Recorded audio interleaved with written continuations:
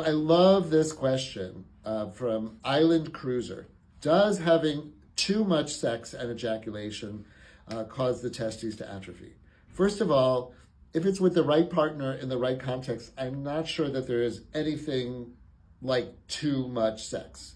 Great sex with the right person is great. And you're not going to wear out your penis and you're not going to wear out your testicles. When you ejaculate, that is also very nice, obviously. And then what happens is it does send a signal to your body to start making more fluid. In terms of your sperm production, how often you ejaculate has no effect on your sperm production. Think of your testes as a cookie factory, okay? So a cookie factory is making cookies at a certain rate. They are put into the depot. If you empty the depot, i.e. ejaculate, more often, then you will have fewer cookies, but they will be fresher, okay? If you ejaculate less frequently, then you will have more cookies, but they'll be a little staler.